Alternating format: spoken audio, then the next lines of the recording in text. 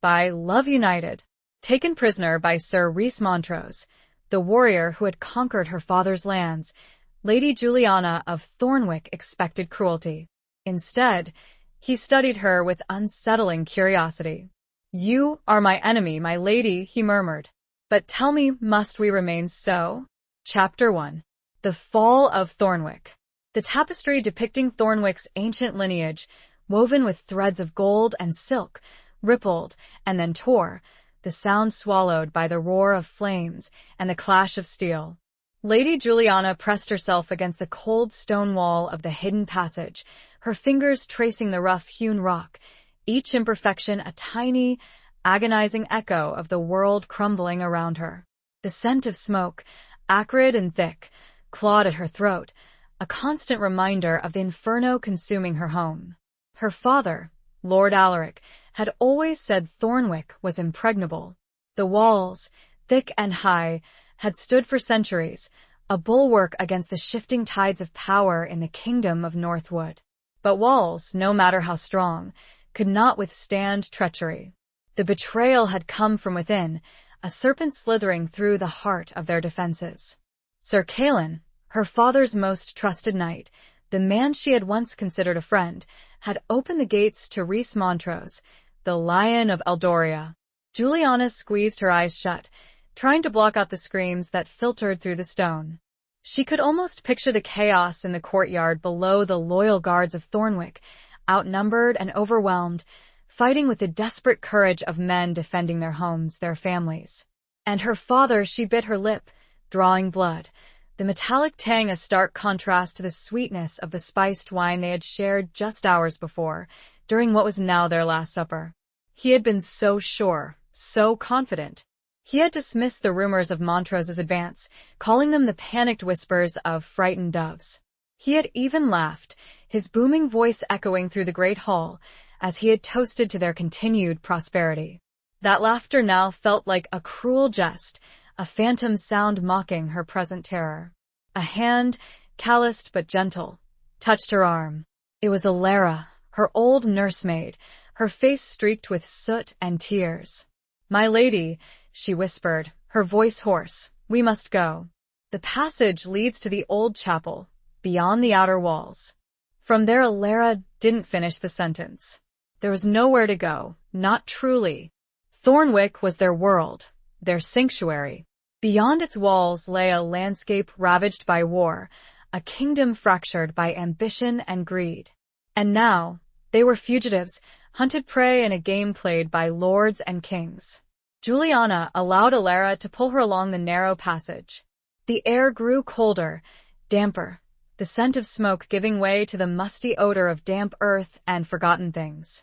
They moved in silence, the only sound their ragged breaths and the occasional scrape of their shoes against the uneven floor.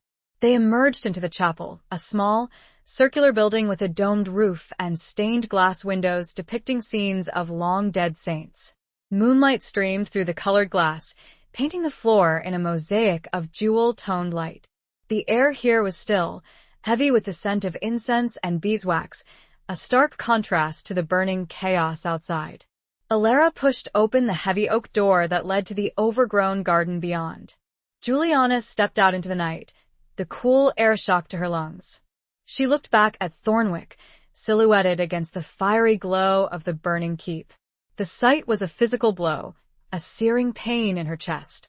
Then she saw him. He stood at the edge of the burning bailey, a figure of imposing strength amidst the swirling chaos. He was tall, broad-shouldered, his armor gleaming in the firelight. Even from this distance, she could sense the power that radiated from him, the aura of command that marked him as a leader, a conqueror. Rhys Montrose, the Lion of Eldoria, the man who had destroyed her world. Their eyes met across the distance, a fleeting connection that sent a shiver of fear, and something else, something she couldn't name through her. He raised a hand, a gesture that could have been a salute or a threat. Then, he turned and vanished into the smoke and shadows. Alara tugged at her sleeve. "My lady, we must flee. They will be searching for us." Juliana knew Alara was right, but her feet felt rooted to the spot. She couldn't tear her gaze away from the place where Montrose had stood. He was her enemy, the destroyer of her home, the killer of her people. She should hate him. She did hate him. But in that brief, searing moment of connection, she had seen something else in his eyes, something that haunted her, something that made her question everything she thought she knew. Something other than a monster, something that scared her as nothing has ever scared her before. A promise or a threat, she knew not which. Chapter 2. Chains of Courtesy. The journey was a blur of fear and exhaustion. They traveled by night, hiding in the dense forests that bordered Thornwick's lands, Alara's knowledge of the old smuggler's paths their only guide. Juliana stumbled through the undergrowth, her fine gown torn and stained, her hands scratched and bleeding. The world had shrunk to the narrow confines of their flight, the constant threat of discovery a suffocating weight on her chest. They reached the coast by the third night, the salty tang of the sea a stark reminder of how far they had fallen. A small fishing boat, its sail patched and worn, awaited them, arranged by Alara through a network of contacts loyal to Thornwick or, more accurately, loyal to the memory of what Thornwick had been. The fisherman, a grizzled man with eyes that had seen too much, barely glanced at them as he helped them aboard. He spoke little, his silence a heavy shroud that mirrored Juliana's own despair. The boat creaked and groaned as it pulled away from the shore, the dark water stretching before them like an endless abyss. They were intercepted before dawn. A warship, its black sails billowing in the wind, emerged from the mist like a predator. The Lion of Eldoria's banner, a golden lion rampant on a field of crimson, snapped in the wind, a stark declaration of their fate. Juliana watched, numb with resignation, as soldiers swarmed onto the smaller vessel, their swords glinting in the pale light. Resistance was futile. She was Lady Juliana of Thornwick, and she would not beg. She stood tall, her chin lifted, her gaze fixed on the approaching figures. Alara, ever protective, tried to shield her, but a soldier shoved her aside with brutal efficiency. Then he was there. Rhys Montrose. He was even more imposing up close. His armor was blackened with soot, his face smudged with grime, but his eyes, the color of a stormy sea, were clear and sharp. He studied her for a long moment, his gaze assessing, probing. There was no trace of the fleeting whatever it was that she had seen in them the night Thornwick fell. Now, they were the eyes of a conqueror, cold and unyielding. Lady Juliana, he said, his voice surprisingly soft, a low rumble that sent a tremor through her. You are my prisoner. The words were a formality, a statement of the obvious. But the way he said them, the subtle inflection in his voice, hinted at something more. I am not your prisoner, she replied, her voice surprisingly steady. I am your enemy. You have taken my home, my lands, she faltered, the image of her father's face, pale and lifeless, flashing before her eyes.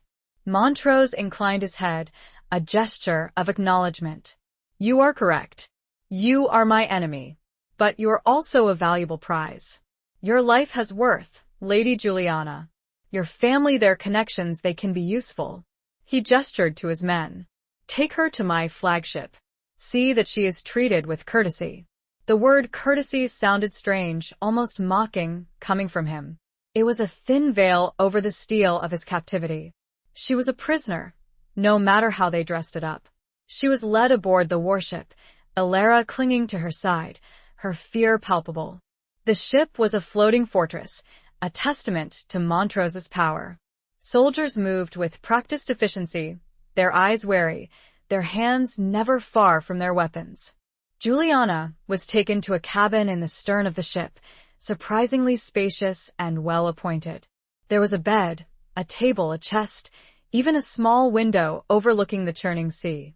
It was a gilded cage, but a cage nonetheless. A young woman, her face pale and drawn, entered the cabin carrying a basin of water and a clean cloth.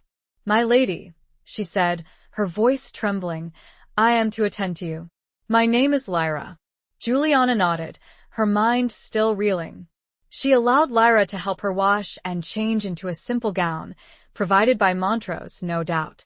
The fabric was plain, but soft against her skin, a small comfort in the midst of her despair. As Lyra tended to her, Juliana studied her, trying to gauge her loyalty. Was she a spy, placed here to report her every word, her every move? Or was she simply another victim of this war, caught in the crossfire like herself? "How long have you served Lord Montrose?" Juliana asked, her voice carefully neutral. Lyra hesitated. Since he took Oakhaven, my lady. My father was a soldier. He died in the fighting." There was a flicker of pain in Lyra's eyes, a shared grief that transcended their differences. Juliana felt a pang of sympathy for the young woman. They were both prisoners in their own way. As the ship sailed on, carrying her further and further away from everything she knew, Juliana began to realize that her captivity was not what she had expected. Montrose treated her with a strange mixture of respect and something else. Something she couldn't quite define. It was as if he was playing a game with rules she didn't understand. But she was determined to learn. She would survive this. She would find a way to escape, to avenge her father, to reclaim her home. And she would use whatever weapons she had at her disposal, even the unsettling curiosity of the man who held her captive. The man who watched her like a hawk, but whose eyes sometimes showed a glimpse of warmth. Chapter 3. The Wolf's Gaze. Days bled into weeks aboard the Sea Lion, Montrose's flagship. The ship was a microcosm of his kingdom, a floating world of soldiers, servants, and the ever-present weight of his authority. Juliana remained confined to her cabin for the most part, her meals brought to her by Lyra, who, despite her initial fear, was proving to be a surprisingly gentle and loyal companion. Juliana spent her hours pacing the confines of her cabin, staring out at the endless expanse of the sea, her mind a whirlwind of grief, anger, and a growing, unsettling sense of curiosity.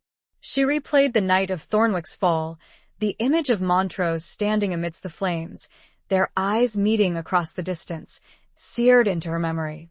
What had she seen in his gaze? It wasn't the cold cruelty she had expected. It was something more complex, more human. She had seen him several times since her capture, always from a distance. He would walk the deck, his presence commanding the attention of everyone around him. He was a warrior, that much was clear.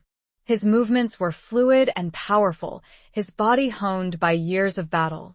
But there was also an intelligence in his eyes, a sharpness that suggested a mind as keen as his sword. One evening, as the sun dipped below the horizon, painting the sky in hues of orange and crimson, she was summoned to his presence. She had been expecting it, dreading it, and yet, a part of her, the part that refused to be broken, felt a flicker of defiance. She was escorted by 2 guards to Montrose's cabin, a large, opulent space at the stern of the ship. He was standing by the window, his back to her, gazing out at the sea. He turned as she entered, his eyes, the color of the twilight sky, fixed on her. "Lady Juliana," he said, his voice a low rumble that sent a shiver down her spine. "I trust you are finding your accommodations satisfactory." It was a loaded question, a subtle reminder of her powerlessness. She met his gaze, refusing to be intimidated.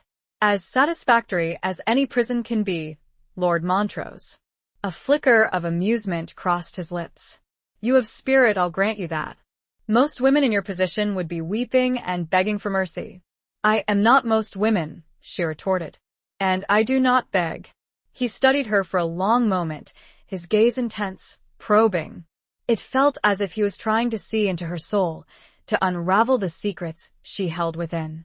The silence stretched, thick and heavy, broken only by the creaking of the ship and the distant cries of gulls. Finally he spoke. "Tell me, Lady Juliana, what do you know of war?"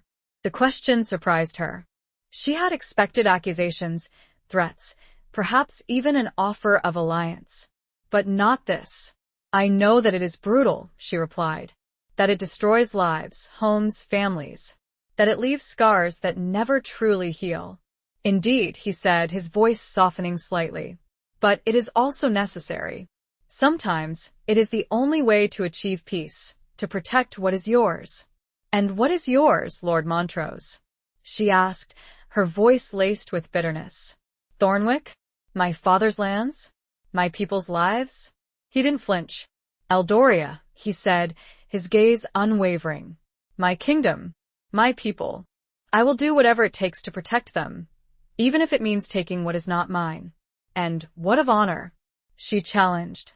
"What of the oaths you swore, the laws you are bound to uphold?" He smiled, a slow, chilling smile that didn't reach his eyes. "Honor is a luxury, Lady Juliana, one that I cannot always afford. In war, there are only winners and losers. And I intend to be a winner." He moved closer, his presence filling the cabin, his scent, a mixture of leather and sea salt, filling her senses. She stood her ground, refusing to show any sign of fear, even though her heart was pounding against her ribs.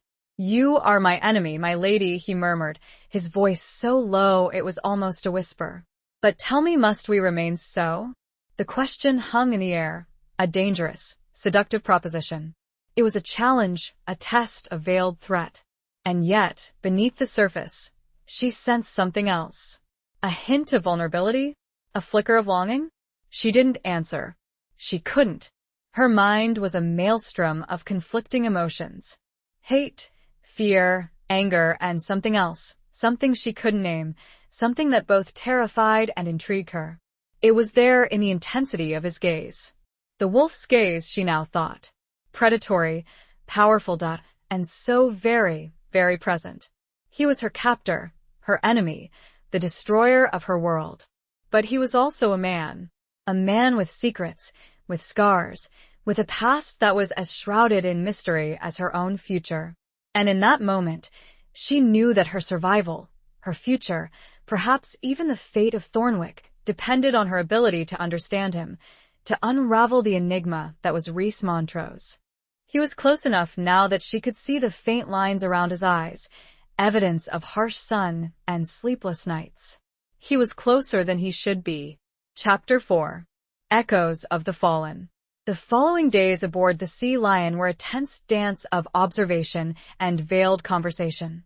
Juliana found herself drawn to the upper deck, seeking glimpses of Montrose, studying his interactions with his men, trying to decipher the man behind the mask of the conqueror. She noticed the way he listened to his captains, his brow furrowed in concentration, his questions sharp and insightful. She saw the respect, bordering on fear, in the eyes of his soldiers and the unwavering loyalty he commanded. He, in turn, seemed to be equally aware of her presence. Their paths crossed frequently, seemingly by chance, yet Juliana suspected a deliberate design. He would acknowledge her with a nod, a brief, courteous greeting, his eyes lingering on her for a moment longer than necessary. These encounters were brief, fleeting, yet they left her with a sense of unease, a feeling of being observed, assessed. One afternoon, she found him leaning against the railing, gazing out at the sea. The wind whipped his dark hair around his face, and the setting sun cast long shadows across the deck. He seemed lost in thought, his expression uncharacteristically somber. She hesitated, unsure whether to approach him. The memory of their last conversation, his unsettling question hanging between them, was still fresh in her mind. But something, a sense of shared solitude, perhaps, drew her closer. "Lord Montrose," she said, her voice barely a whisper above the wind. He turned, his eyes widening slightly in surprise. He hadn't heard her approach. For a moment, he seemed almost vulnerable, the mask of the warrior stripped away, revealing the weary man beneath. "Lady Juliana," he replied, his voice lacking its usual edge. "You should be below deck. The wind is harsh." "I am used to harsh winds," she said, her gaze fixed on the turbulent sea. "Thornwick is built on a cliff overlooking the ocean. We are no strangers to storms." He nodded, a flicker of understanding in his eyes. "I have seen it," he said. "From a distance. It is formidable." A silence fell between them, broken only by the cries of the gulls and the creaking of the ship. Juliana found herself studying his profile, the strong line of his jaw, the faint scar that ran across his cheekbone, a testament to battles fought and won. "Do you ever regret it?" she asked, the question escaping her lips before she could stop it. He turned to face her, his expression questioning. "Regret what?" "The war," she said, her voice bolder now. "The destruction. The lives lost." He didn't answer immediately. He looked out at the sea, his gaze distant, as if searching for answers in the endless expanse of water. "There are always regrets," he said finally, his voice low and heavy. "But there are also necessities. I did what I had to do, to protect my people, my kingdom." "And what of my people?" she challenged. "What of their homes, their lives? Were they not also worthy of protection?" He met her gaze, his eyes filled with a complex mixture of emotions. "War is not a game of fairness, Lady Juliana. It is a brutal, unforgiving reality. There are winners and losers. And sometimes the innocent suffer. And my father?" she pressed, her voice trembling with barely suppressed grief. "Was his death necessary?" The question hung in the air, a raw wound between them. Montrose looked away, his jaw tightening. "Your father was a brave man," he said, his voice carefully neutral. "A strong leader. But he stood in my way." "He stood for what was right," she retorted. "He defended his home, his people. And he lost," Montrose said, his voice hardening. "That is the reality of war, Lady Juliana. You would do well to learn it." He turned away from the sea. "I must leave you now to contemplate the echoes of the fallen, my lady. It is a soul good to remember."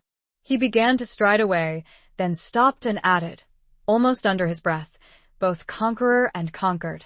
He left her, and the echoes followed her down to her cabin. Chapter 5. A bargain struck in shadow. The Sea Lion finally reached its destination, Eldoria's capital, a sprawling city built on the shores of a vast, shimmering lake. The city was a hive of activity, its streets thronged with merchants, soldiers, and citizens, all going about their daily lives. The air was thick with the smells of wood smoke, spices, and the sea, a vibrant tapestry of scents that both intrigued and overwhelmed Juliana. She was taken, not to the royal palace, as she had expected, but to a smaller, more secluded manor house on the outskirts of the city. The house was elegant, if somewhat austere, surrounded by a walled garden filled with fragrant herbs and flowering shrubs. It was a far cry from the imposing fortress of Thornwick, but it was still a prison, albeit a more comfortable one. Lyra remained her companion, her quiet presence a small comfort in this strange, unfamiliar place. Alara, however, was kept elsewhere, separated from Juliana, a constant source of worry and anxiety. Juliana had pleaded with Montrose to allow them to be together, but he had refused, his reasoning veiled and unsettling. "For your own safety, Lady Juliana," he had said, his eyes unreadable. The first few days in Eldoria were a blur of adjustments and anxieties. Juliana explored the confines of the manor house, her movements restricted, her every step shadowed by guards. She was treated with a strange mixture of courtesy and suspicion, the servants polite but distant, their eyes wary. One evening, several days after her arrival, she was summoned to Montrose's presence again. He was waiting for her in a small, dimly lit study, the only source of light a single oil lamp that cast flickering shadows across the room. The air was thick with the scent of old books and leather. He was seated at a large desk, his face partially obscured by the shadows. He looked up as she entered, his eyes, as always, intense and probing. "Lady Juliana," he said, his voice a low murmur, "I have been considering your situation." She remained silent, her heart pounding against her ribs. She had a feeling that this conversation would change everything. "You are a valuable asset, Lady Juliana," he continued, his gaze unwavering. "Your knowledge of Northwood, your family connections, they could be of great use to me." She raised her chin, refusing to show any sign of weakness. "I am your enemy, Lord Montrose. I will never betray my people." He smiled, a slow, chilling smile that didn't reach his eyes. "Perhaps. But loyalties can change. Circumstances can persuade." He leaned forward, his face illuminated by the lamplight. The shadows accentuated the harsh lines of his face, the intensity of his gaze. "I have a proposition for you, Lady Juliana," he said, his voice barely a whisper. "A bargain." She waited, her breath caught in her throat. "I will release Alara," he said, "and I will grant you certain freedoms. Within Eldoria, of course. You will be allowed to move about the city, to attend social gatherings, to live a semblance of a normal life." Juliana's heart leaped with a mixture of hope and suspicion. It was more than she had dared to hope for, but she knew there would be a price. "And in return?" she asked, her voice carefully neutral. "Information," he said, his gaze unwavering. "Intelligence. You will be my eyes and ears in Eldoria. You will tell me what you hear, what you see. You will report to me any whispers of dissent, any plots against me." She recoiled, the offer a bitter taste in her mouth. He was asking her to become a spy, to betray her own people, to become an instrument of his power. "I cannot," she said, her voice trembling with indignation. "I will not be your informant." He sighed, as if disappointed by her response. "You are a proud woman, Lady Juliana, but pride can be a dangerous thing. It can blind you to opportunities." He stood up and walked around the desk, his movements fluid and graceful. He stopped in front of her, his presence overwhelming, his scent, a mixture of leather and wood smoke, filling her senses. "Think carefully, Lady Juliana," he murmured, his voice so low it was almost a caress. "This is not an offer I make lightly. It is a chance for you to redeem yourself, to earn your freedom, to perhaps even return to Thornwick one day." The mention of Thornwick, her lost home, sent a pang of longing through her. It was a cruel temptation, a dangling carrot that he knew she couldn't resist. The lamplight flickered, casting dancing shadows about the room. He waited for her response, knowing her to be in a cage far more binding than stone walls and iron bars. The bargain hung in the darkness. Chapter 6. The Whispers of Court. Juliana wrestled with Montrose's proposition for days. The thought of betraying her own people, even those who now served under Eldoria's banner, was abhorrent. Yet, the promise of Alara's release, the possibility of regaining some semblance of freedom, and the distant, almost unimaginable hope of returning to Thornwick were powerful lures. She spent hours pacing the confines of her garden, the fragrant herbs and flowers a bittersweet reminder of the life she had lost. She replayed Montrose's words in her mind, searching for hidden meanings, for any sign of deception. He was a master manipulator, that much was clear. But was he also truthful? Could she trust him, even a little? She confided in Lyra, her only confidant in this strange, hostile world. Lyra listened patiently, her expression a mixture of sympathy and fear. "My lady," she said softly, "it is a dangerous game you are playing. Lord Montrose is not a man to be trifled with." "I know," Juliana replied, her voice heavy with weariness. "But what choice do I have? I am trapped, Lyra. This bargain, it may be my only chance." Lyra hesitated. "There are whispers, my lady," she said, her voice barely above a whisper. "Whispers of discontent. Of those who oppose Lord Montrose's rule. Of a resistance." Juliana's heart quickened. A resistance? Could it be true? Could there be others who, like her, yearned for freedom from Eldoria's grasp? "Tell me," she urged, her voice urgent. "Tell me everything you know." Lyra glanced around nervously, as if afraid of being overheard. "It is dangerous to speak of such things, my lady. But there are rumors. Of secret meetings, of coded messages. Of a leader, someone who calls himself the Falcon." The Falcon. The name resonated with Juliana, a spark of hope igniting in the darkness of her despair. Could this be the key to her salvation? Could this resistance offer her a way out, a way to fight back against Montrose, without betraying her own conscience? She made her decision. She would accept Montrose's bargain, but on her own terms. She would play his game, gather his information, but she would also seek out this resistance, this Falcon. She would walk a tightrope between two worlds, between loyalty and betrayal, between hope and despair. She met with Montrose again in his study, the same dimly lit room, the same air of secrecy. He was waiting for her, his expression expectant. "Have you considered my offer, Lady Juliana?" he asked, his voice smooth and controlled. "I have," she replied, her voice steady, her gaze unwavering. "I will accept, but I have conditions." A flicker of surprise, perhaps even admiration, crossed his face. "Conditions?" "I will provide you with information," she said. "But I will not betray those who are innocent.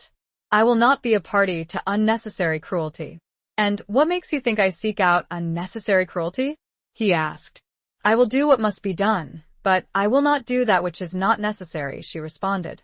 "I will require occasional meetings with Alara to assure her she's treated well and see to her needs. Her well-being is my responsibility." He studied her for a long moment, his eyes probing, assessing. "You are a formidable woman, Lady Juliana," he said finally. "Very well. I agree to your conditions. Within reason." He outlined the terms of their agreement, the details of how they would communicate, the frequency of their meetings. It was a dangerous game, a web of deceit and intrigue, but Juliana felt a sense of purpose, a flicker of defiance. She was still a prisoner, but she was no longer powerless. She had a role to play, a chance to fight back, to perhaps even shape her own destiny. As she left the study, the shadows seemed to lift, replaced by a faint glimmer of hope. She was walking a dangerous path, but she was not alone. There were whispers in the wind, echoes of resistance, and she would follow them, wherever they might lead. Even if that meant facing the wolf in his own den, armed with nothing more than courage and a desperate prayer. She took a deep breath as she re-entered her house. It would begin, she knew, very soon. Chapter 7. Beneath a Steel Sky. True to his word, Montrose granted Juliana a degree of freedom within Eldoria. She was allowed to leave the manor house, accompanied by a discreet guard, of course, and to explore the city. The bustling marketplaces, the grand architecture, the sheer vibrancy of Eldorian life were a stark contrast to the quiet isolation of Thornwick. Juliana used these excursions to gather information, to listen to the whispers of the city, to try to piece together the puzzle of the resistance. She frequented the markets, pretending to browse the wares, while her ears strained to catch snippets of conversation. She visited the temples, observing the faces of the worshippers, searching for any sign of dissent, of hidden loyalties. She learned that Eldoria, despite its outward prosperity, was a city simmering with discontent. Montrose's rule, while efficient, was harsh. His taxes were heavy, his justice swift and unforgiving. There were whispers of forced conscriptions, of villages razed to the ground, of families torn apart. The name Falcon recurred in these whispers, always spoken in hushed tones, with a mixture of fear and reverence. He was a shadowy figure, a symbol of hope for those who opposed Montrose, but his true identity remained a mystery. Juliana also began to attend social gatherings, invitations extended by Montrose himself, no doubt to further his own agenda. These events were a strange mix of opulence and tension. The Eldorian nobility, adorned in silks and jewels, gathered in grand halls, their conversations laced with veiled barbs and political maneuvering. Juliana found herself the object of curiosity and speculation. She was the captive princess, the exotic outsider, a pawn in Montrose's game. She played the role he had assigned her, charming and gracious, all the while observing, listening, gathering information. She met Lord Arian, Montrose's chief advisor, a shrewd, calculating man with eyes that missed nothing. She encountered Lady Lyonesse, a beautiful, ambitious woman rumored to be Montrose's mistress, her smiles as sharp as knives. She observed the intricate dance of power and intrigue, the shifting alliances, the hidden rivalries that simmered beneath the surface of Eldorian society. During one such gathering, a lavish ball held in the royal palace, she found herself face to face with Montrose. He approached her as she stood on the edge of the dance floor, observing the swirling couples. "You seem to be adapting well to Eldorian life, Lady Juliana," he said, his voice a low murmur in her ear. She turned to face him, her expression carefully neutral. I am a survivor, Lord Montrose. I adapt to my circumstances. He smiled, a slow, knowing smile. Indeed. And have your explorations yielded any fruit? She hesitated, weighing her words carefully. I have heard whispers, she said, of discontent, of a resistance. His eyes narrowed slightly. And I am still gathering information, she replied. It is a delicate process. I do not want to mislead you. He studied her for a long moment, his gaze intense, probing. She felt a shiver run down her spine, a sense of danger, of being caught in a web of his making. Be careful, Lady Juliana, he said softly. The game you are playing is a dangerous one. There are those in Eldoria who would not hesitate to silence you. I am aware of the risks, she replied, her voice steady, despite the tremor in her heart. He moved closer, his presence overwhelming, his scent, a mixture of leather and something darker, more primal, filling her senses. Do not mistake my courtesy for weakness, Lady Juliana, he murmured. I am not a man to be crossed, and I will not tolerate betrayal. The threat was veiled, subtle. It wasn't needed. She knew it. She had always known it. She met his gaze, refusing to be intimidated. I understand, Lord Montrose, she said. But I also understand that trust is a two-way street. And I am still waiting to see if you are worthy of mine. His eyes searched hers as the music swelled around them. The dancers whirled, oblivious, as the captive and her captor stood locked beneath the chandeliers and the steel-gray sky of Eldoria, visible through the high windows. He inclined his head, an unspoken message acknowledged. The steel beneath his courtesy remained. And the game, she knew, continued. Chapter 8. The Falcon and the Dove. Juliana's search for the resistance continued, a delicate dance of veiled inquiries and cautious contacts. She used her newfound freedom to explore the city's hidden corners, the shadowed alleyways and forgotten taverns where the whispers of dissent were loudest. She learned to decipher the coded messages, the subtle signs that marked those who were sympathetic to the cause. A particular flower worn in a buttonhole, a specific phrase uttered in passing, a certain symbol etched into a wall, these were the breadcrumbs that led her closer to the Falcon. Lyra, ever loyal, proved to be an invaluable ally. She had connections in the lower city, among the servants and artisans who were the backbone of Eldoria's economy. Through her, Juliana was able to make contact with a small group of dissidents, men and women who were weary of Montrose's rule and yearning for change. They were cautious, suspicious, their trust hard-won. Juliana had to prove herself, to demonstrate that she was not a spy, that her loyalty lay with them, not with Montrose. She shared information she had gleaned from the court, small details, seemingly insignificant, but which, to them, were valuable pieces of the puzzle. She spoke of Montrose's plans, his troop movements, his alliances with other noble houses. She warned them of impending raids, of planned arrests. She became their eyes and ears in the heart of the enemy's camp, a dangerous role, but one she embraced with a growing sense of purpose. One evening, she received a message. A cryptic note slipped under her door, instructing her to meet a contact in a secluded garden on the outskirts of the city. The message was signed simply F. The Falcon. Her heart pounded with a mixture of excitement and fear as she made her way to the rendezvous point. The garden was overgrown, neglected, a hidden oasis of tranquility amidst the bustling city. The air was heavy with the scent of night-blooming jasmine. She waited, her senses on high alert, her hand resting on the small dagger she had concealed beneath her cloak. A figure emerged from the shadows, tall and cloaked, his face obscured by a hood. Lady Juliana, he said, his voice low and muffled. She stepped forward, her gaze searching his face. Who are you? He pushed back his hood, revealing a face that was both familiar and unexpected. It was Sir Callan, her father's former knight, the man who had betrayed Thornwick, the man she had thought responsible for its fall. She recoiled, her hand instinctively reaching for her dagger. You, she gasped. You are the Falcon? He held up a hand. a gesture of peace. "Hear me out, my lady," he said, his voice urgent. "I know I have much to answer for, but I am not your enemy. Not anymore," he explained, his words tumbling out in a rush, his voice filled with remorse and regret. He had been forced, he claimed, to betray Thornwick.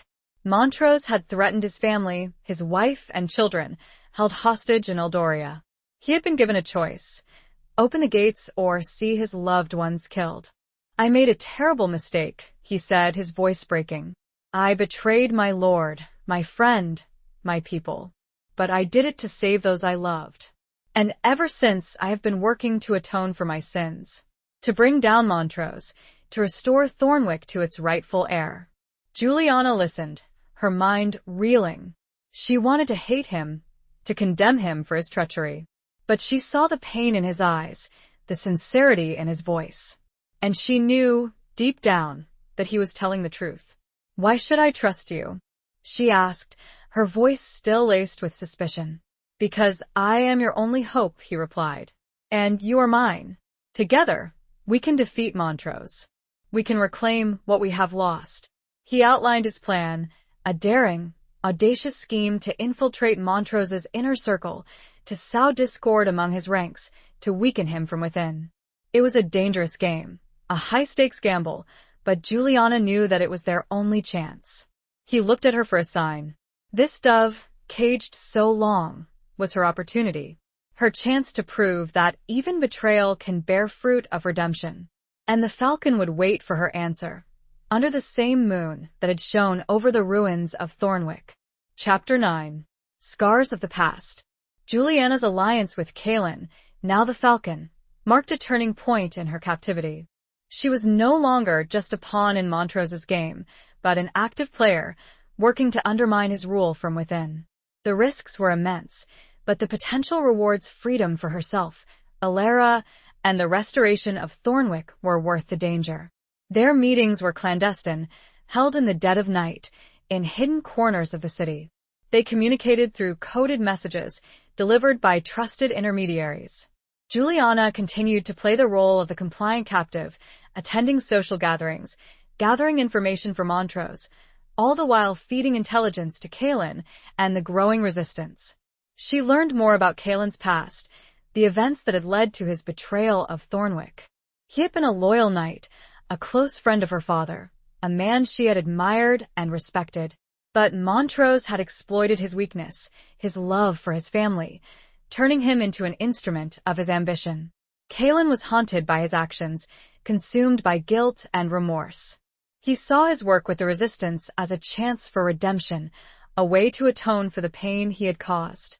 Juliana, despite her initial anger and mistrust, found herself drawn to his sincerity, his unwavering determination to make amends. She also began to see a different side of Montrose. He was still the ruthless conqueror, the man who had destroyed her home, but she glimpsed moments of humanity, cracks in his armor that revealed a complex, conflicted individual. She observed him during their meetings, his face etched with weariness, his eyes reflecting a deep-seated sadness. He spoke of his childhood, of a father who had been a harsh, demanding ruler, of a brother lost to war, of the burden of leadership he had inherited at a young age. He confided in her, sharing his fears, his doubts, his aspirations for Eldoria. He spoke of his desire to create a strong, unified kingdom, to bring peace and prosperity to his people. He saw himself as a savior, a leader destined to forge a new era, even if it meant resorting to brutal methods. Juliana listened, her feelings a tangled mess of conflicting emotions. She hated him for what he had done, but she also understood him, in a way. She saw the parallels between their lives, the burdens of responsibility, the weight of expectations. One evening, during one of their meetings, he asked her about her own past, about her life before Thornwick's fall. She hesitated, reluctant to share her memories, to open herself up to him. But he persisted, his gaze gentle, almost pleading. She spoke of her childhood, of her love for riding and hunting, of her close relationship with her father, of her dreams of one day ruling Thornwick alongside him. She spoke of her mother, who had died when she was young, leaving a void in her life that had never truly been filled. As she spoke, she saw a flicker of empathy in his eyes, a shared understanding of loss and grief. He reached out, his hand hovering over hers, as if to offer comfort, but then he drew back, his expression hardening. "We are both scarred by the past, Lady Juliana," he said, his voice low and heavy. "But we cannot let those scars define us. We must move forward, forge our own destinies, even if it means making difficult choices." His words resonated with her, a reminder of the path she had chosen, the dangerous game she was playing. She was walking a tightrope between two worlds, between her loyalty to her people and her growing understanding of the man who held her captive. And as he turned away, the faint light of the setting sun catching the silver threading of his tunic, she wondered if understanding would be enough. Because the scars of the past, she knew, ran deeper than any blade could ever cut. And those scars defined them both. Chapter 10. A Dance of Deception. The weeks that followed were a whirlwind of clandestine meetings, coded messages, and carefully orchestrated deceptions. Juliana became increasingly adept at playing the double agent, navigating the treacherous waters of Eldorian court life, while secretly working with Kaelin and the Resistance. She used her position as Montrose's confidant to gather valuable intelligence, learning of his military strategies, his political alliances, his weaknesses. She relayed this information to Kaelin, who used it to plan attacks, disrupt supply lines, and sow discord among Montrose's ranks. The Resistance grew stronger, bolder, their attacks more frequent and daring. Montrose, increasingly frustrated by the escalating unrest, tightened his grip on Eldoria, his rule becoming even more harsh and oppressive. Juliana found herself caught in a dangerous dance, balancing her feigned loyalty to Montrose with her commitment to the Resistance. She had to be careful, meticulous. One wrong move, one slip of the tongue, could expose her and lead to her downfall, and the downfall of those she was fighting alongside. She also had to contend with the growing suspicion of Montrose's inner circle. Lord Arion, his chief advisor, watched her with a keen, calculating gaze, his questions sharp and probing. Lady Lyonesse, Montrose's mistress, treated her with open hostility, her jealousy fueled by Juliana's growing influence over the Lion of Eldoria. Montrose himself remained an enigma. He treated her with a strange mixture of respect and suspicion, his eyes constantly assessing her, trying to decipher her true motives. He seemed to be both drawn to her and wary of her, a conflict that played out in their conversations, in their fleeting moments of connection. One evening, during a grand ball held in the palace, he danced with her. It was a calculated move, a public display of his favor, designed to quell the rumors and speculation that surrounded her. As they moved across the dance floor, their bodies close, their hands touching, Juliana felt a shiver run down her spine. "You are a dangerous woman, Lady Juliana," he murmured, his voice low and intimate. "I sense a fire in you, a spirit that refuses to be broken." She met his gaze, her expression carefully neutral. "I am simply doing what I must to survive, Lord Montrose." "Survival is a powerful motivator," he replied, "but it is not the only one. There is also ambition, loyalty, revenge." He paused, his eyes searching hers. "Which is it for you, Lady Juliana? What drives you?" She hesitated, her mind racing. She couldn't reveal her true motives, not yet. "Perhaps a combination of all three," she said finally. "I want to survive. I want to see my people safe. And I want justice." He smiled a slow, knowing smile. "Justice is a slippery concept, my lady. It means different things to different people." The music ended, and he released her, his hand lingering on hers for a moment longer than necessary. She felt a strange sense of loss as he moved away, disappearing into the crowd. She had to fight against any response to his presence, for this man was an enemy, and this dance was one of survival. The dance of deception was wearing thin, and not just on her. She could see it in Kaelin's eyes, in Lyra's weary sighs. The game was reaching a climax, and as the music started up again, a somber and stately tune, She could only wonder if the dance would lead to triumph or to a devastating fall. Chapter 11. The Price of Honor. The tension in Eldoria reached a fever pitch. Montrose's forces, increasingly stretched thin by the Resistance's attacks, responded with brutal force, cracking down on any hint of dissent. Villages were raided, suspected rebels were arrested and tortured, and public executions became commonplace. Juliana witnessed the suffering of the Eldorian people firsthand, her heart aching for those caught in the crossfire. She knew that her actions, her involvement with the Resistance, were contributing to the escalating violence, but she also knew that she couldn't stand idly by while Montrose continued his reign of terror. She met with Kaelin frequently, their clandestine rendezvous becoming increasingly dangerous. They discussed their plans, their strategies, their hopes and fears. Kaelin was growing more desperate, more reckless, his desire for revenge consuming him. "We must strike soon, my lady," he urged. "We must take down Montrose before he destroys everything." Juliana agreed, but she also cautioned him against rash actions. "We must be careful, Kaelin," she said. "We cannot afford to make any mistakes. The lives of our people depend on it." Their plans centered on a daring scheme to infiltrate the royal palace during an upcoming feast, a celebration of Eldoria's recent military victories.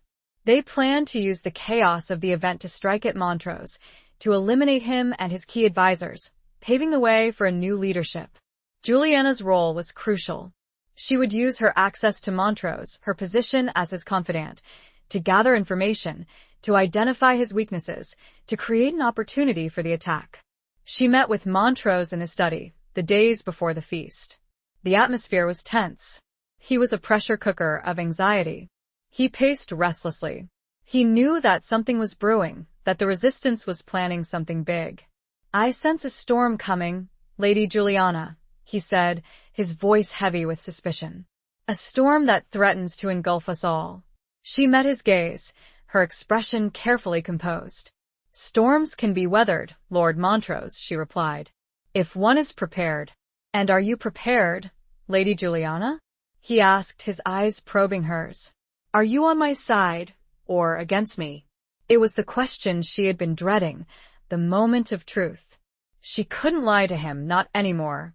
But she couldn't betray the Resistance, either. She chose her words carefully. "I am on the side of justice, Lord Montrose," she said. "Of what is right. And I believe that true strength lies not in brute force, but in compassion. In understanding." He studied her for a long moment, his expression unreadable. Then he nodded slowly. "You are a wise woman, Lady Juliana," he said. "But wisdom can be a dangerous thing. It can lead to unexpected consequences." He turned away from her, his gaze fixed on the flickering flames in the fireplace. "The feast will be a test," he said, his voice barely a whisper. "A test of loyalties, of courage, of fate." Juliana left the study, her heart pounding in her chest. She knew that she was walking a tightrope, that one wrong step could lead to her death. But she also knew that she had to do what was right, even if it meant sacrificing everything. The price of her actions weighed heavily on her. She went and found Alara, brought her to her rooms, and embraced the older woman as if she might never see her again. Because, when the feast came, she knew she would have to make a final choice. The price of honor, she knew, was everything. And when she met Kaelin later, in the shadows, she knew he felt the same. Chapter 12. Letters from the Lost. The day of the feast arrived, a day of forced revelry and underlying tension. The royal palace was ablaze with light and color, the great hall filled with guests, the tables laden with food and wine. But beneath the surface of celebration, there was an air of unease, a sense of impending doom. Juliana moved through the crowd, her senses on high alert. She observed the faces of the guests, searching for any sign of the Resistance, for any indication of their plans. She saw Kaelin, disguised as a servant, his eyes meeting hers for a fleeting moment, a silent acknowledgement of their shared purpose. She saw Montrose, standing at the head of the high table, his face a mask of regal authority. He looked tired, his eyes shadowed, his shoulders slumped with the weight of his responsibilities.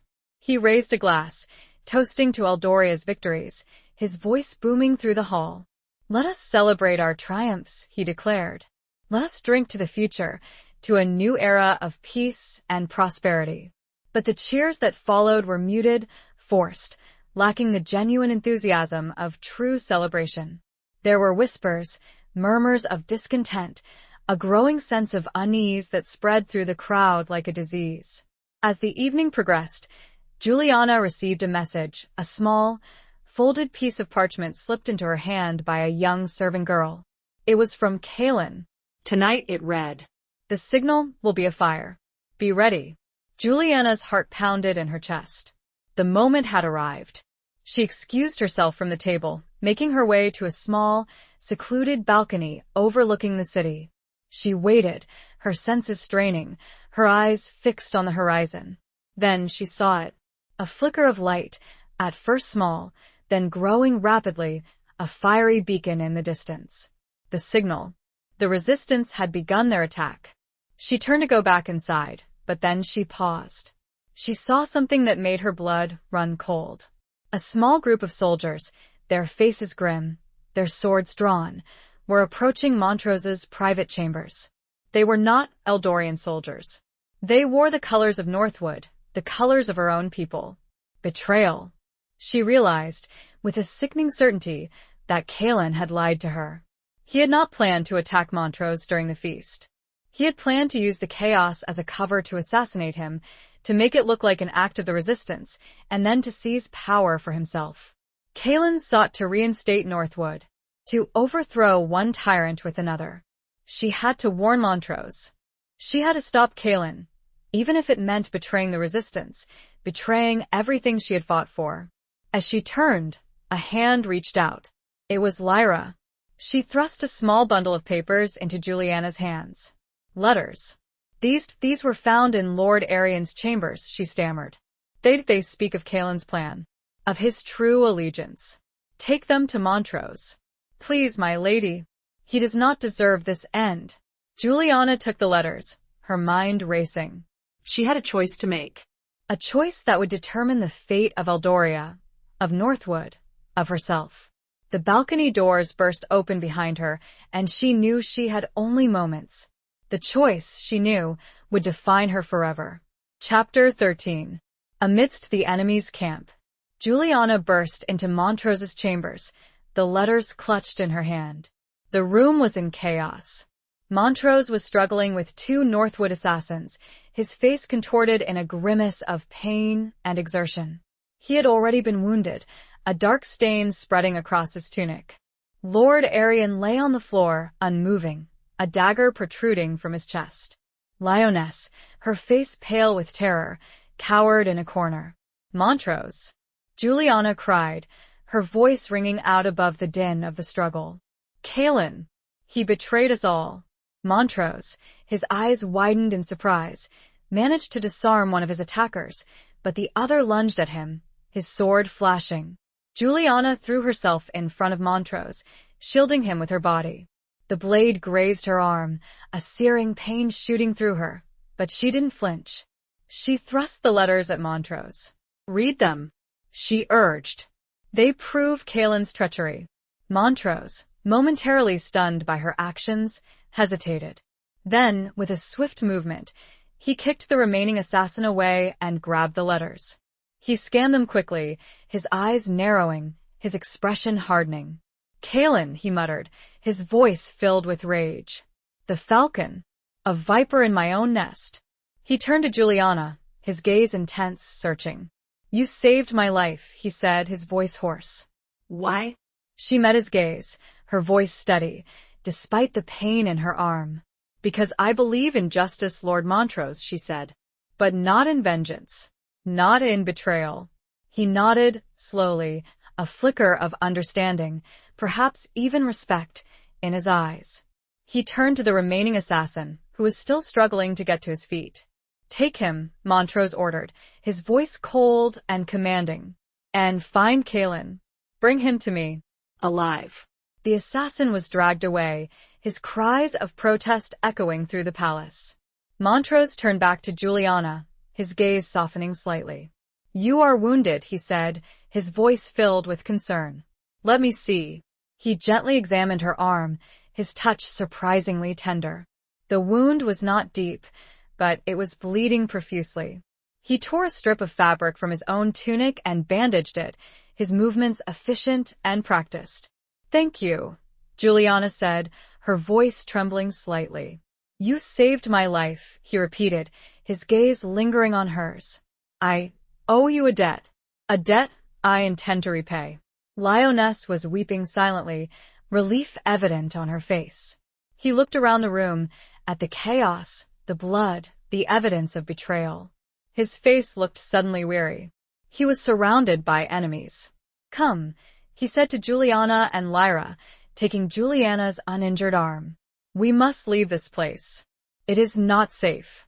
He led them out of the chambers, through the deserted corridors of the palace. The sounds of the feast, the music and laughter, seemed distant, unreal. They were in a different world now, a world of shadows and danger. He led them to a hidden passage, a secret escape route known only to a few. They emerged into the cool night air, the city spread out before them, a tapestry of lights and shadows. He turned towards the stables. They had to escape. Eldoria was no longer safe. The enemy's camp had expanded, and now he was just as trapped as Juliana had once been. He looked at her, determination in his eyes. They were both caught in this war, and the night had only just begun. Chapter 14. A Glimmer of Trust. They rode through the night, Montrose, Juliana, and Lyra, fleeing the chaos of Eldoria. Montrose, despite his wound and the weariness etched on his face, set a relentless pace, his knowledge of the surrounding countryside their only guide. They avoided the main roads, sticking to the hidden paths and shadowed trails, the thread of pursuit a constant presence. Juliana, despite the pain in her arm and the exhaustion that gnawed at her, found herself strangely calm. She had made her choice, she had acted on her convictions, and now she was facing the consequences. She was riding alongside her former captor, the man who had destroyed her home, yet she felt a flicker of trust, a nascent bond forged in the crucible of shared danger. Lyra, ever quiet and observant, rode beside Juliana, her presence a small comfort. She had risked her life to bring Juliana the letters, to expose Kaelin's betrayal, and Juliana was deeply grateful for her loyalty. They stopped briefly at dawn, in a secluded copse of trees, to rest and tend to their wounds. Montrose built a small fire, its warmth a welcome relief from the chill of the night. They shared what little food they had, their conversation sparse and strained. "Where are we going?" Juliana asked, her voice barely a whisper. Montrose looked at her, his eyes, the color of the dawn sky, filled with a complex mixture of emotions. "Away," he said. "Away from Eldoria, away from Kaelin, away from everything." He paused, his gaze shifting to the horizon. "I have a refuge," he said. "A place where we can be safe." For a while. He didn't elaborate, and Juliana didn't press him. She sensed that he was still wary of her, that the trust between them was fragile, tentative. As they rested, Juliana took the opportunity to examine the letters Lyra had given her, the evidence of Kaelin's betrayal. They were written in Kaelin's own hand, addressed to Lord Alaric, Juliana's own father. The dates were carefully marked. They detailed his plan, his ambition to seize control of Northwood, to use Montrose's invasion as a stepping stone to his own power.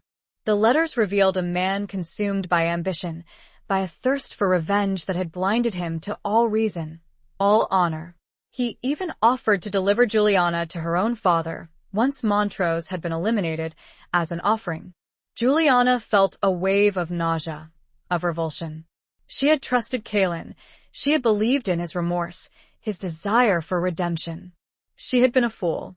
She showed the letters to Montrose, her hand trembling. He read them in silence, his expression hardening with each passing line. "He played us both," he said finally, his voice low and filled with anger. He used us, manipulated us, for his own gain. He looked at Juliana, his gaze intense. You were right to warn me, he said. You saved my life. Again. I did what I thought was right, she replied. I could not stand by and watch another innocent life be taken. He nodded slowly.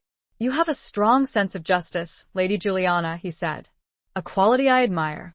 He paused, his gaze softening slightly. I have misjudged you, he admitted. I thought you were weak, a pawn to be used. But you're stronger than I imagined. More honorable. He examined his hands, almost as if seeing them for the first time. A glimmer of trust, a spark of understanding, passed between them. It was a fragile thing, easily broken, but it was there, a faint light in the darkness of their shared predicament. They had been enemies, captor and captive, but now they were something else. Allies, perhaps. Survivors. Bound together by a common enemy, a shared desire for justice. He stood. It was time to move again. The sun was rising, and the glimmer was not just between them. It shone on the horizon, and with it, perhaps, a chance. Chapter 15. The Serpent's Coil. Their journey continued for days, a grueling trek through forests and mountains, across rivers and valleys. Montrose led them with unwavering determination, his knowledge of the land proving invaluable. He seemed to possess an almost uncanny ability to anticipate danger, to avoid patrols, to find hidden paths. Juliana, despite her initial reservations, found herself increasingly reliant on him. He was a skilled warrior, a resourceful leader, and, surprisingly, a compassionate companion. He tended to her wound, shared his meager rations, and offered her words of encouragement when her spirits flagged. Lyra, too, proved to be a valuable asset. She was quiet and unassuming, but she possessed a keen eye for detail, a knowledge of herbs and remedies, and a surprising resilience. She tended to their needs, foraging for food, finding shelter, and offering a quiet, calming presence amidst the chaos. As they traveled, Juliana and Montrose began to talk, to share their stories, their fears, their hopes. They spoke of their childhoods, their families, their lost loves. They discovered shared experiences, common ground, a mutual respect that transcended their past animosity. Juliana learned more about Montrose's past, the events that had shaped him into the man he was. He spoke of his father, a harsh, demanding ruler who had instilled in him a sense of duty, of responsibility, of the need to be strong, to be ruthless. He spoke of his brother, killed in battle, a loss that had left a deep scar on his soul. He confessed his regrets, his doubts, his aspirations for Eldoria. He spoke of his desire to create a unified kingdom, to bring peace and prosperity to his people, even if it meant resorting to brutal methods. He saw himself as a necessary evil, a leader willing to make the hard choices, to sacrifice everything for the greater good. Juliana listened, her feelings a complex mix of empathy and understanding. She still condemned his actions, his invasion of Thornwick, but she also saw the man beneath the mask, the human being burdened by responsibility, haunted by loss. One evening, as they sat around a small campfire, Montrose spoke of Calin, his voice filled with bitterness and betrayal. I trusted him, he said. I gave him power, responsibility. I treated him as a brother. And he repaid me with treachery. Juliana nodded, her own feelings of betrayal mirroring his. He used us both, she said. He manipulated us, played us against each other. Montrose looked at her, his eyes searching hers. Why did you not expose me to begin with? He asked.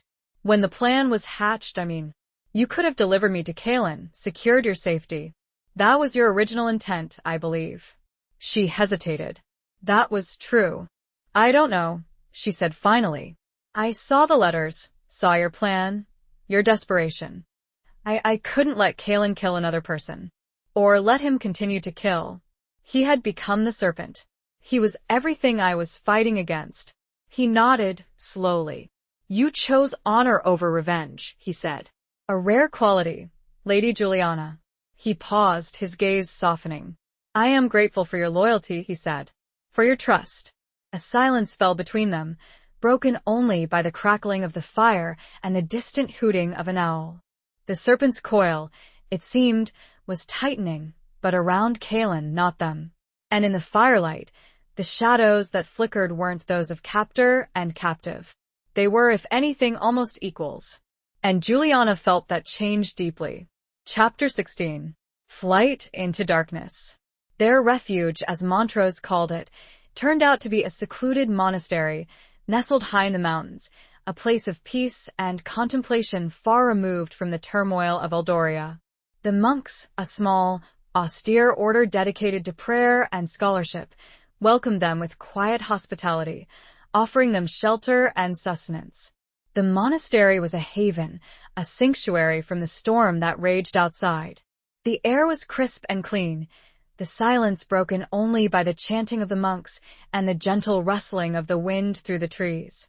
Juliana found a measure of peace in the quiet routine of the monastery, in the simple tasks of gardening, cooking, and tending to the sick.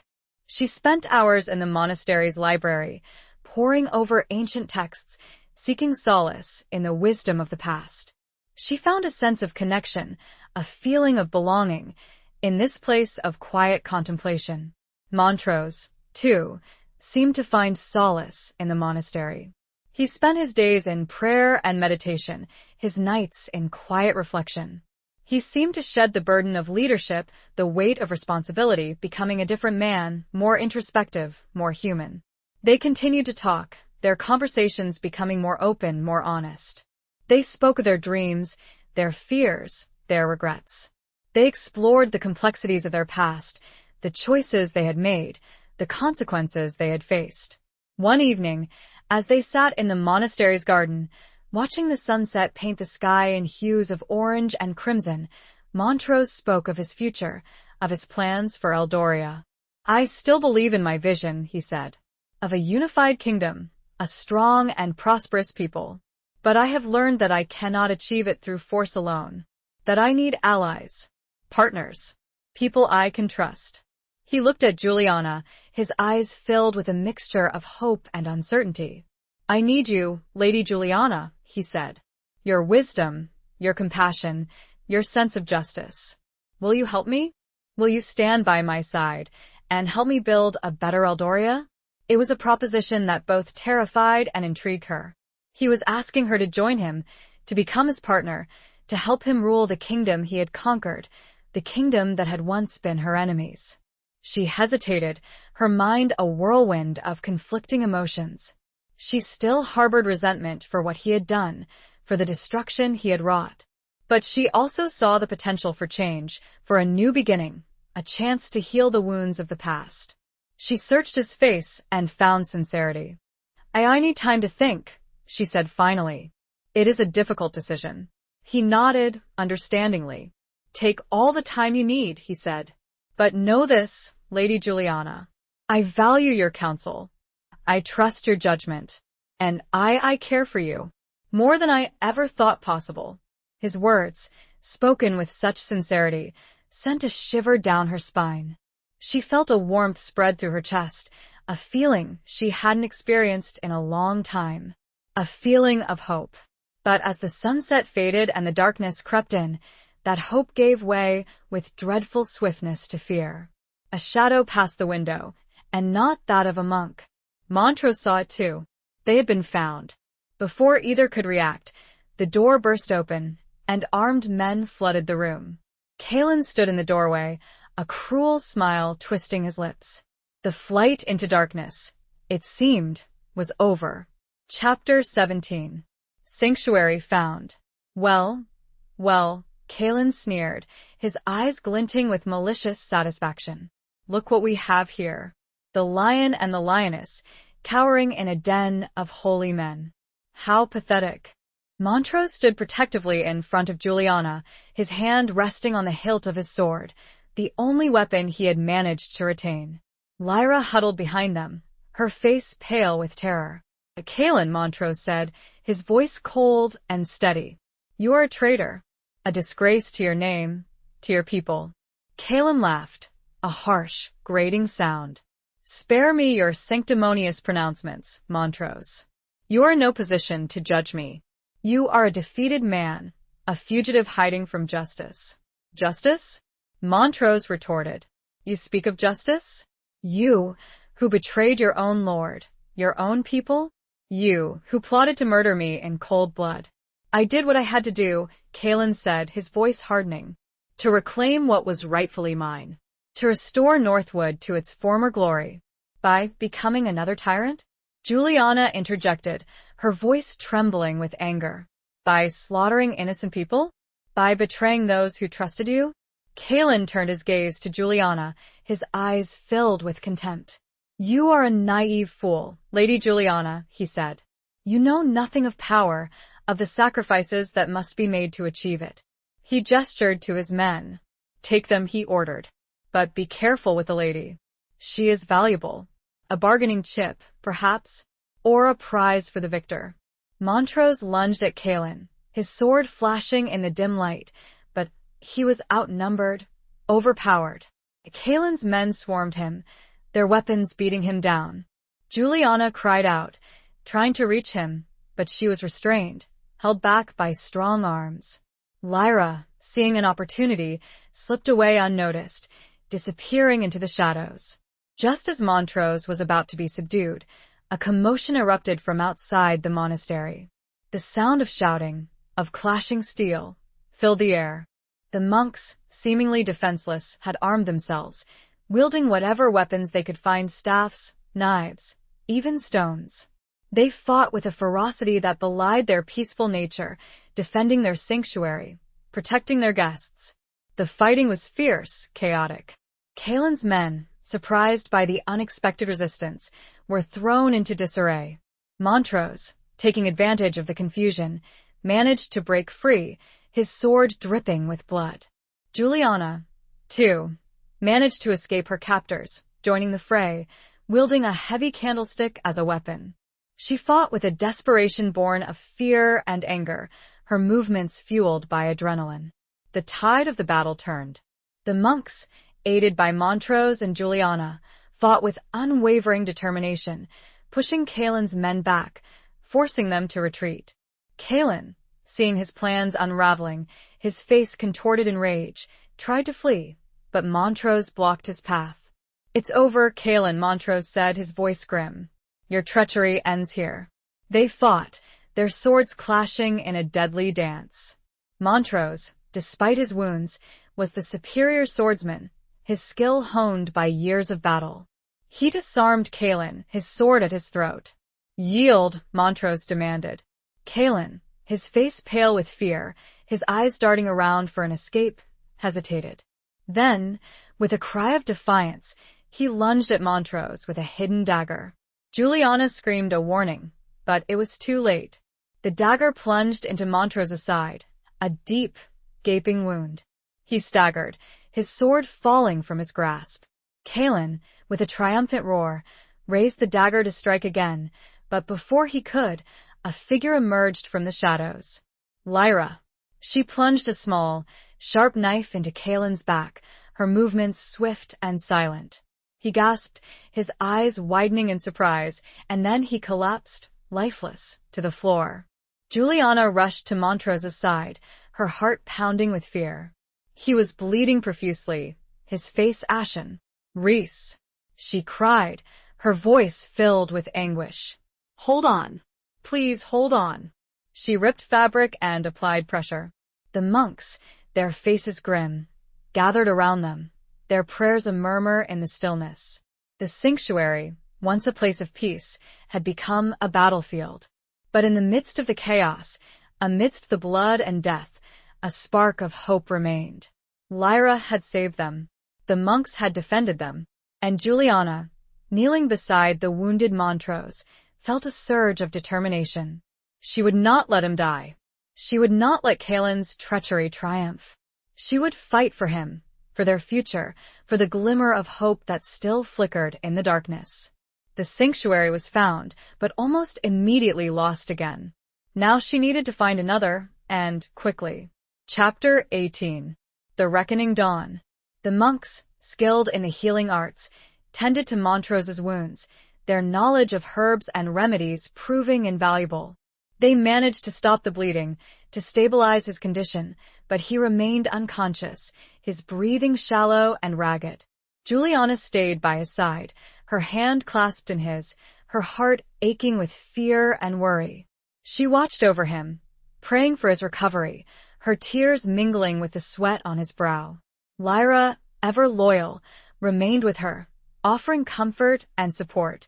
The monastery, though damaged by the fighting, remained a sanctuary, a safe haven from the storm that raged outside.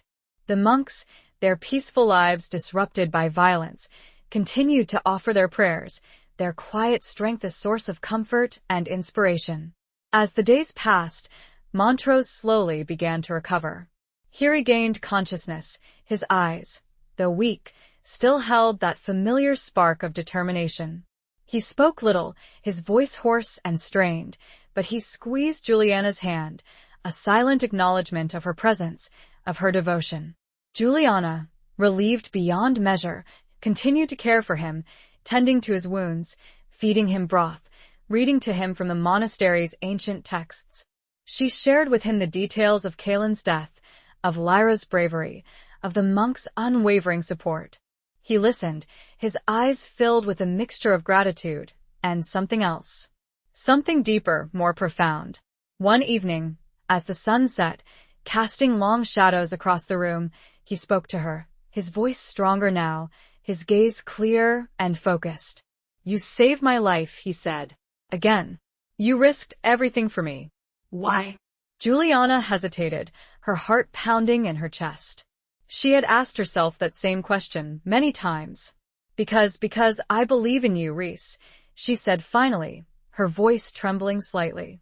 "I believe in the man you could be, the leader you could become, a leader who values justice, compassion, understanding."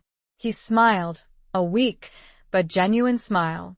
"You see something in me that I had forgotten," he said. "Something I thought I had lost.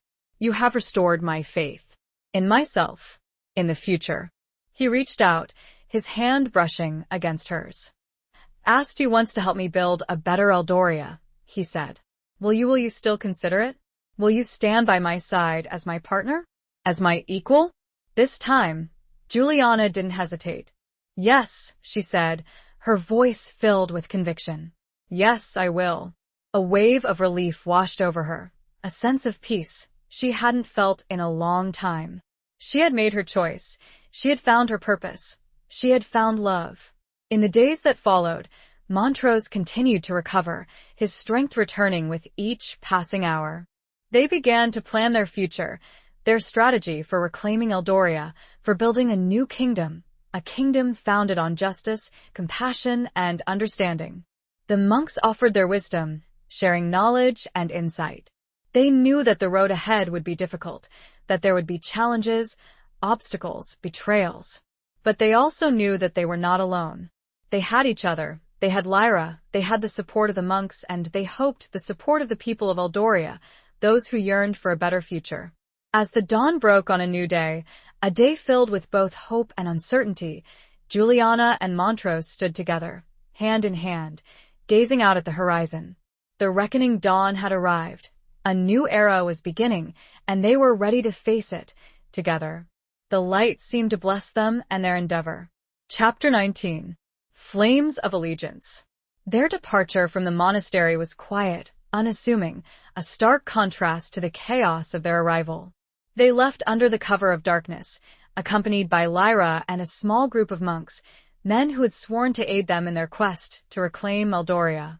These were not warriors, but men of faith, their strength lying in their conviction, their loyalty, their knowledge of the land. Montrose, though still recovering from his wounds, was determined to lead the way.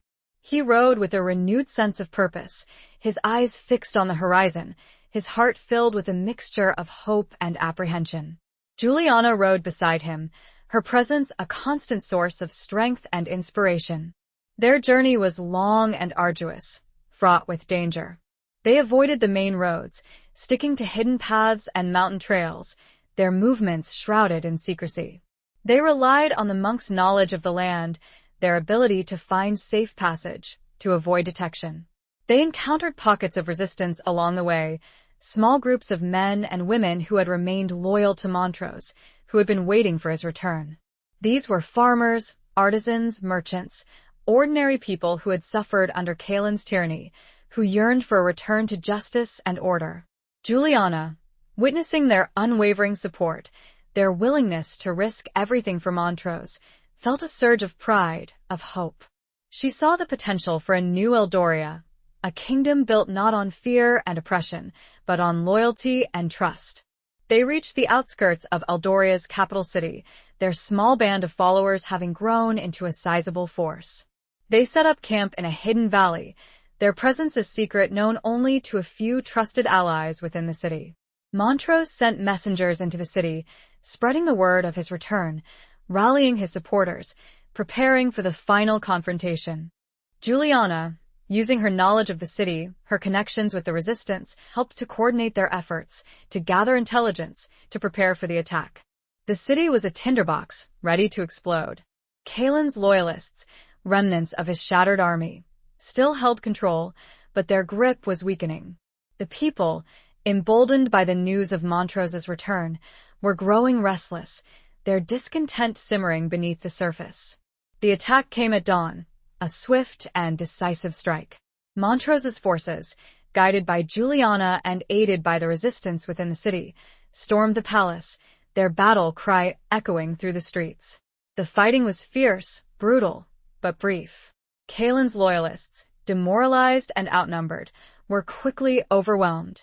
The city, weary of violence and oppression, welcomed Montrose's return with open arms. Juliana, riding alongside Montrose, witnessed the outpouring of support, the cheers of the crowds, the tears of joy. She saw the flames of allegiance, burning bright in the eyes of the people, a testament to their unwavering loyalty, their hope for a better future.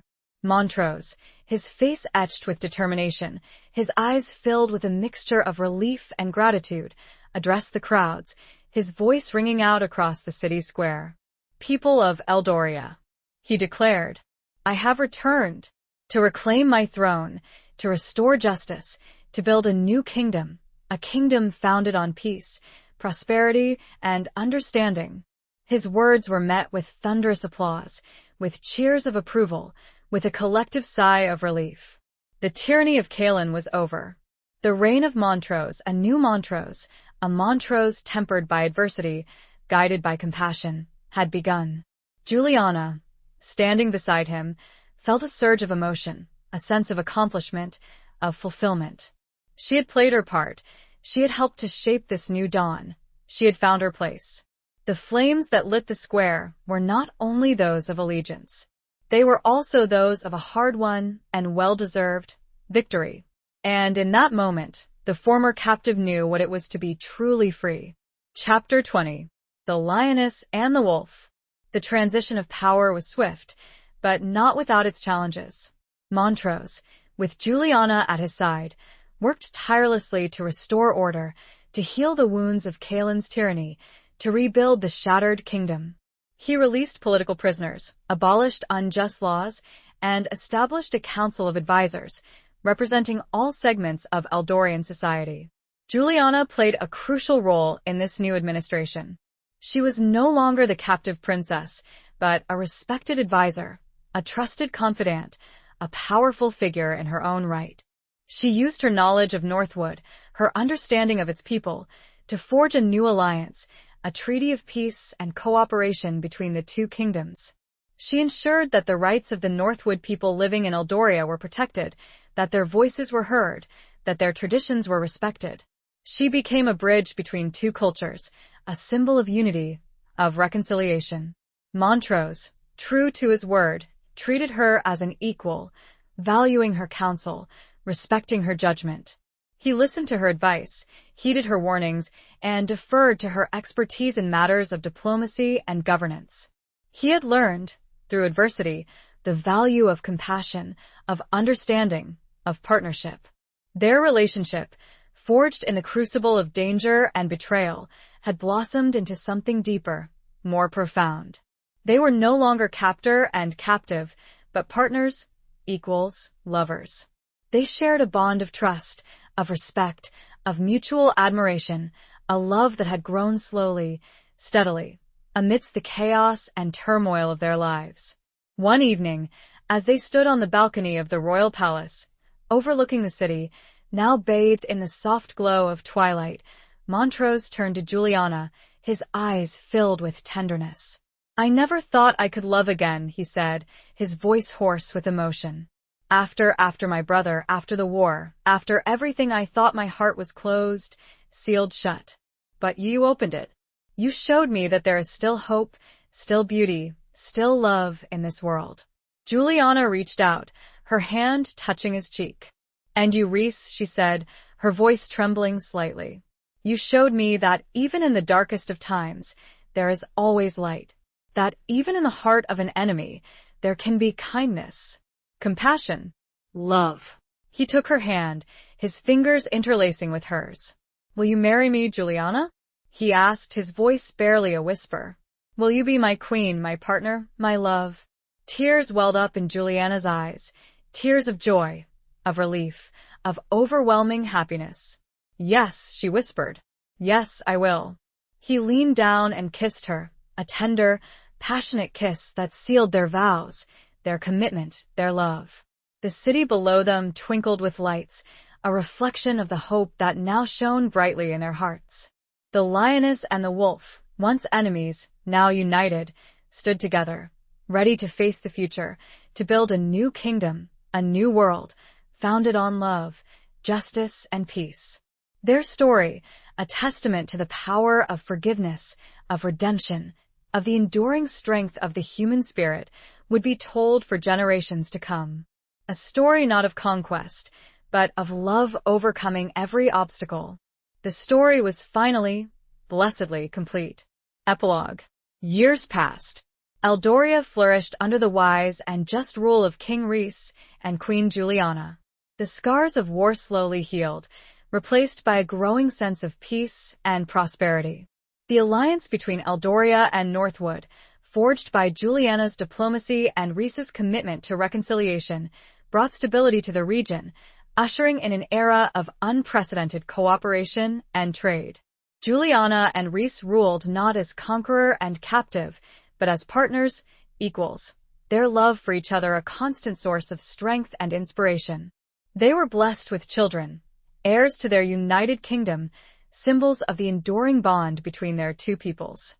Lyra, ever loyal, became a trusted member of the royal household, serving as Juliana's confidant and advisor, her friendship a cherished treasure. The monks of the mountain sanctuary, their peaceful lives forever altered by the events they had witnessed, continued to offer their prayers and wisdom, their sanctuary a beacon of hope and healing.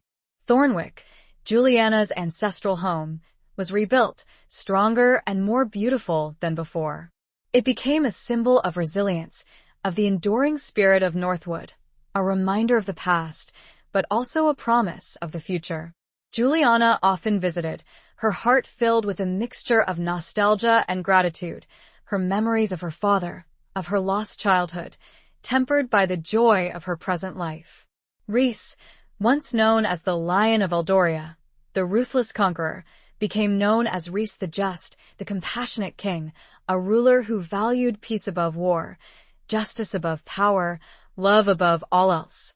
He never forgot the lessons he had learned, the sacrifices he had made, the woman who had changed his life. Juliana, once the captive princess, became the beloved queen, a symbol of hope, of resilience, of the enduring power of love to overcome even the greatest of obstacles. She never forgot her roots, her heritage, the people she had fought for, the man she had come to love. And so, their story ended, not with a grand battle or a dramatic climax, but with a quiet sense of peace, of fulfillment, of enduring love.